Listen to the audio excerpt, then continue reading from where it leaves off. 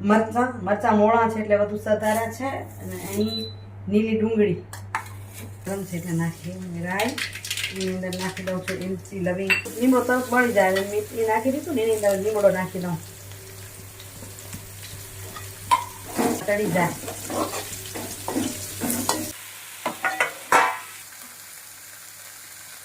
એ પ્રમાણે તીખું ખાતા એ પ્રમાણે મરચું ધાણા જીરું પાવડર દેશું ધીમે ધીમે ધીમે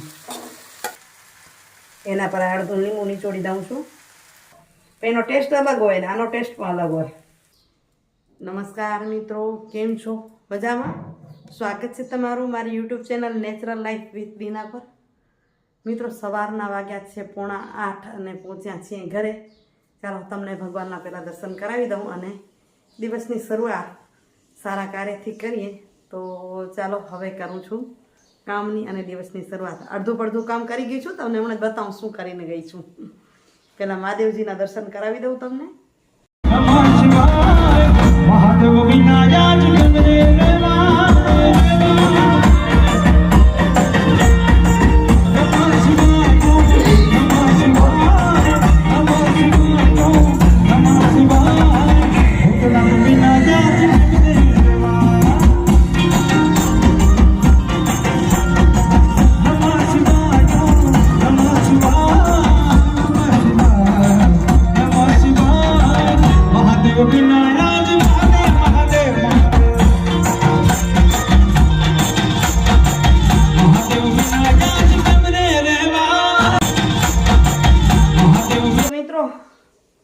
સાંજે ઉતાવળ રાખવી પડે કારણ કે ગાય કરવી હોય સવારે એટલે જો વટાણા સાંજે જ ખોલી રાખ્યા હતા ધોઈ અને નીતરવા મૂકી દીધા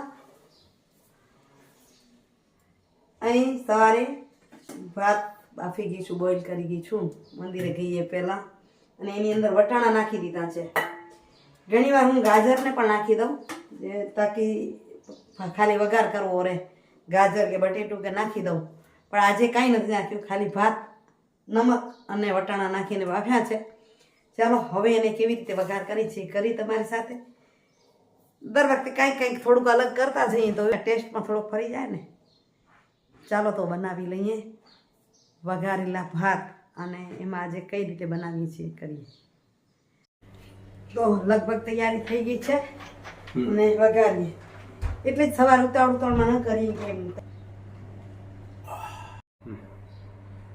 ત્યાં વઘાર મૂક્યો તે પહેલાં જોઈએ ગાજર બટેટા મરચા મોળા છે એટલે વધુ સધારા છે અને અહીં નીલી ડુંગળી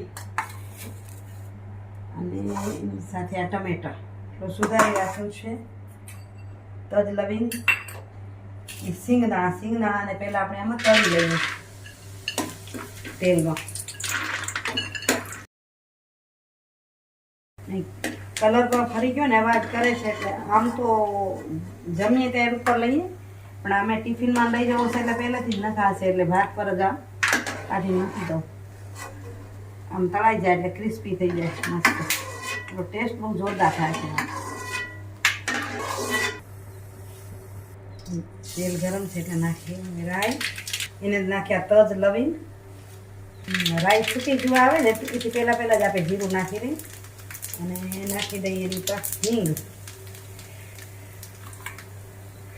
અહીં પેલો મીઠો લીમડો નાખવા પણ મીઠો લીમડો સેજ સૂકા જેવો છે એટલે પહેલાં મરચાં નાખી દઉં નહીં તો શું છે કે પેલો જ નાખીએ ને તો લીમડો તરત બળી જાય મીઠી નાખી દીધું ને એની અંદર લીમડો નાખી દઉં એકદમ સુકાયેલો નથી તો એકદમ ફ્રેશ પણ નથી તો એને હલાવી દઉં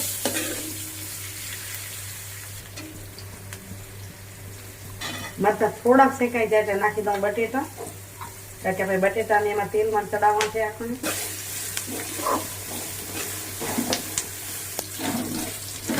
બટેટા અડધા ચડ્યા છે એની ઉપર નાખી દઉં ગાજર એટલે ગાજર પણ ભેગા ચડી જાય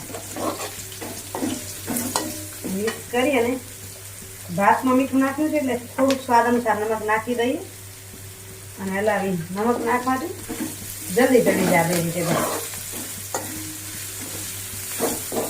અને મીડિયમ ટુ લો પર 2 મિનિટ ચડવા દેશું બટેટા તો બફાઈ જવા આવ્યા આમ દબાવી છે તો તૂટી જાય છે એની ઉપર નાખી દઈએ કાંદો તમે કાંદો ન ખાતા હો તો એ કોબી જ નાખી શકો. આ બાજુ વેજીટેબલ ચડે ત્યાં સુધી આપણે આને થોડા છૂટા કરી લઈએ આમ, પછી હલાવવા વખતે ભાંગે નહીં.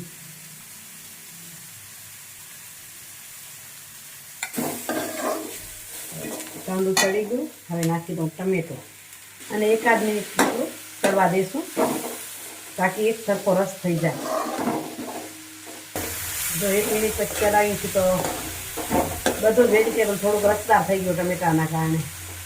હવે આને આમ એકદમ પોળું કરી દઈશ. ગેસની ફ્લેમ ધીમી કરી અને હવે આની પર આ રીતે આપણે આછા આછા મસાલાને છાંટી દઈશું. પેલી હળદર, પછી આપણે જે પ્રમાણે તીખું ખાતા એ પ્રમાણે મરચું, ધાણા જીરું પાવડર 2 ચમચી જેવો નાખી દઈશ. હવે એના પર આપણા ભાતને આપણે મૂકી દઈશું ધીમે ધીમે ધીમે. આ છે ને આપણે 1 કલાક 1.5 પહેલાં જ બાફ્યા હતા, તેથી ઠંડા પણ થઈ ગયા છે અને છૂટા છૂટા પણ થઈ ગયા છે ને નીતરી પણ ગયા છે. એના પર અડધું લીંબુ નીચોડી દઉં છું. મસાલો પેલો નાખતા ભૂલી ગયા, ઉપરથી નાખી દઈએ. હવે એને હલકા હલકા હાથે હલાવી લઈએ, મિક્સ કરી લઈએ. નીચેથી તપ આવે એટલે મસાલા બરાબર ચડી ગયા હશે.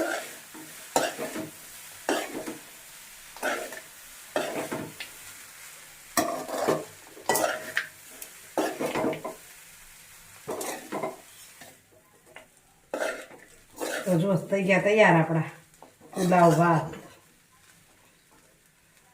આની ઉતાવળે કરવાનું તો ગાજર બટેટાને ભાતની સાથે જ બાફવામાં નાખી દેવાનો તો જલ્દી થઈ જાય. એનો ટેસ્ટ અલગ હોય ને આનો ટેસ્ટ પણ અલગ હોય. આજે હજી આમાં કેપ્સિકમ નથી, પણ મરચાં મોડા હતા એટલે મેં બધું નાખ્યા. તો મિત્રો 9 વાગ્યા. જો રસોડું ક્લીન થઈ ગયું. શનિ રવિનું ફ્રીજ જોવાયું નહોતું એટલે આ જોયું. અહીંયા મેથી પૂરી થઈ ગઈ છે ફ્રીજમાં બારે રાખું 2 દિવસ એટલે સરસ થઈ જાય. અને એથી પહેલાંની મેથી જઈ આવું તો મેથી લઈ આવું. કસૂરી મેથી માટે ક્યારે ડલાવું એટલે થોડી થોડી થોડી કરીને થતી જાય. જે બચે એ સુકાઈ જાય, જે બચે એ સુકાઈ જાય. આ આગળની છે તો આ કોરા જેવી થઈ ગઈ છે. આ હમણાં કાઢી ફ્રીજમાંથી, લાઇટ ચાલી ગઈ છે. 9 વાગે છે એટલે એમ થયું કે સુવિચા લઈ લઉં, પણ લાઇટ નથી. તૈયાર થઈ જાઉં ત્યાં સુધી જો લાઇટ આવી જાય તો એમ લઈશું, નહીં તો પછી જોશું. ફટાફટ હવે ઓફિસ જવા માટે તૈયાર થઈ જાઉં. ટિફિને ભરાઈ ગયા ને ઘર પણ ક્લીન થઈ ગયું. તો મિત્રો 9:30 થયા. રવાની થવું પહેલાં એમ થયું હજી 2 મિનિટ સુવિચારની લઈ લઉં. આજનો સુવિચાર એવું છે, ઘણી વખત મનને વ્યથા હોય, કંઈક તકલીફ હોય તો એમ થાય કે શું કહેવું. કોઈક સામેની વ્યક્તિથી ફરિયાદ પણ હોય તો એમ થાય કે શું કહેવું એ નક્કી કોણ કરે? તો શું કહેવું ને એ માણસનું જ્ઞાન નક્કી કરે. તમારી અંદર કેવું જ્ઞાન છે ને એના આધારે તમે શું કહેશો એ નક્કી થાય. શું કહેવું એ જ્ઞાન નક્કી કરે. કોને કહેવું ને એ સંજોગો નક્કી કરે છે. કોને કહેવું, કેવા સંજોગો છે ને ત્યારે નક્કી થાય. ઘણીવાર સંજોગ એવા હોય કે દીકરીને કહેવાય ને વહુને ન કહેવાય. ઘણીવાર પડોશીને કહેવાય પણ ભાઈને ન કહેવાય. તો કોને કહેવું ને એ સંજોગો નક્કી કરે છે. સારી વાત છે કે ખરાબ વાત છે કે નબળી વાત છે કે મદદની વાત છે, એ બધું જ કોને કહેવું છે ને એ સંજોગો નક્કી કરે છે. એ જ રીતે કેવી રીતે કહેવું ને એ માણસની કુશળતા નક્કી કરે છે. કેવી રીતે કહેશો તમે? કહેવું તો કેવી રીતે કહેવું? ઘણા એમ કે કહેતા સરસ આવડતું ને તો એમ કે ને હણીએ કહીએ લીધું ને પાછું વાળીએ લીધું, એટલે હણીએ લીધું ને વાળીએ લીધું. તો એ માણસમાં કુશળતા હોય એ 2 કામ કરી લે. કહેવું હોય તો કંઈ પણ લે અને ખરાબ ના લાગે એ રીતે પણ કહે. અને ઘણા મારા જેવા આખા બોલા હોય, મનમાં કાંઈ ન હોય તો એ કહી લે, પછી એનો મતલબ ન હોય કે પછી ઘણીવાર એમ થાય કે તમે થપ્પડ મારી લો ને પછી કહો સોરી, તો એવું લાગે. તો કેવી રીતે કહેવું ને એ માણસની કુશળતા નક્કી કરે છે. તમારી અંદર કુશળતા કેવી છે એ કેવો એના પરથી ખબર પડે છે. અને કહેવું કે ન કહેવું ને એ માણસનું શાણપણ નક્કી કરે છે. માણસમાં જે શાણપણ હોય ને એ નક્કી કરે કે આ વાત કેવી જોઈએ કે નહીં. કેવી જોઈએ તો કેવી રીતે કેવી જોઈએ, આ બધું જ માણસનું શાણપણ. ઘણીવાર એમ કે સત્તા વગરની શાણપણ નકામું, બરાબર છે. સત્તાવાળા ગમે તે બોલે તો ચાલે, પણ એ ક્યારેય કુશળ નથી હોતા, ગમે તે બોલે.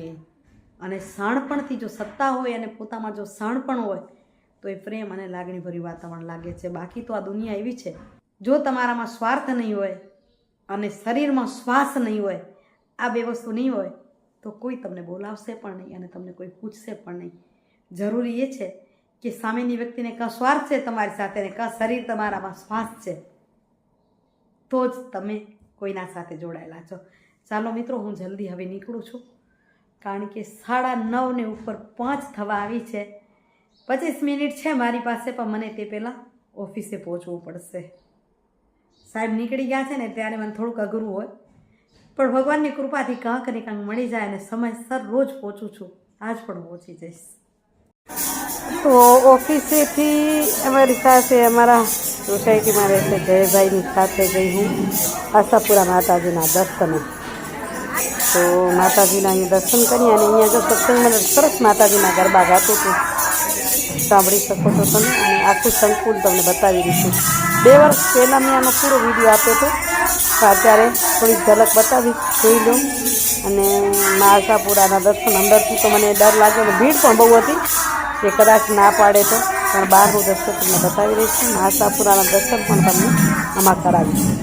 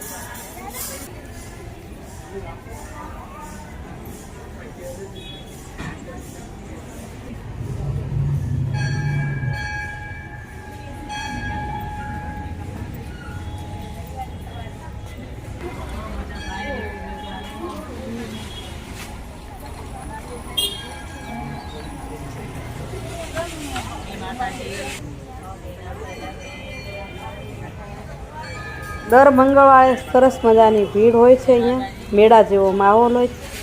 શ્રદ્ધાને કોઈ સીમાડા ન હોય ત્યાં અનેક લોકો ભેગા થાય છે. તમે ના આવતા હો તો જરૂરથી એક વખત જરૂરથી આવજો.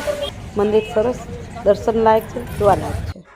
મિત્રો, આશાપુરા માતાજીના દર્શન પણ આજ થઈ ગયા. આજ બહુ સારું થઈ ગયું. સવારે મહાદેવજીના દર્શનનો લાભ તો રોજ લઈએ છીએ, પણ આજે તમને પૂજાનું પણ બતાવ્યું, આરતીનો લાભ મળ્યો. અને સાંજેમાં આશાપુરાનો મંગળવાર છે એટલે આશાપુરાએ દર્શન કર્યા. અહીંયા વાળુનું કામ ચાલુ છે. જુઓ, છાશ પીવાય. તમે બધા કેમ પીઓ? તમારા વડીલ કેમ પીએ? છોરા કદાચ નહીં પીતા હોય. ખીચડી છાશ, મસ્ત મજાના ખાખરા, ખીચડી છાશ, ખપે એટલી ખા. હા, ખપે એટલી ખા, શાંતિથી ખા. મજા આવી ગઈ. સરસ ખીચડી છાશ, માથે ખાખરા. તો જમી લીધું. અહીં વિડીયોનું કરીએ એમની. કાલે છે ને જવું છે મારા કાકાના પોતરાના લગ્ન થયા છે, તો ત્યાં હવન ને એવો કાર્યક્રમ છે. રિસેપ્શન છે એમ તો ન કહી શકાય, પણ નવી વહુને મળી આવી, જોઈ આવી. નવી વહુ વાળી ઓળખાણવાળી જ છે, અમારા ગુંદિયાળી ગામની પડોશીની દીકરી છે. અને નિયાણ્યું પણ કર્યું છે. એટલે માવતરે જવાનો આનંદ છે. નિયાણીને કેટલો આનંદ હોય. કાલે નિયાણી જમવા જવું છે એટલે ખૂબ ખુશી છે. કાલે એ વિડીયો તમારી સાથે શેર કરશું. આજના વિડીયોનું એન્ડિંગ કરું છું. હા મિત્રો, તમે કંઈ વસ્તુ મંગાવી હોય તો ઘણીવાર ઓનલાઈન પર મળી રહે છે. અને ઓનલાઈનની લિંક છે ને એ આપણે વિડીયોની અંદર આપીએ છીએ, તો તમે જોતા રહેજો. જેવો પ્રસંગ, કોઈએ સારી ચોલી પહેરી છે તો હું ચોલીના પણ એમાં લિંક જ આપણે આપીએ છીએ. પછી વાસણનું છે, કંઈક અલગ અલગ ઘણી બધી આઈટમો ઓનલાઈન મંગાવી શકો છો અને એમાં સસ્તી પણ પડે છે ઘણી વખત. તો આપણા વિડીયોની અંદર જ એમાં લિંક આપી છે, તમે જોજો તો ખરા. જો ગમે તો એમાંથી મંગાવજો ભલે. આવજો મિત્રો. જય શ્રી કૃષ્ણ, જય જય ગરવી ગુજરાત, જય ભારત અને જય હિન્દ. Bye bye. હરિઓમ. જય માતા.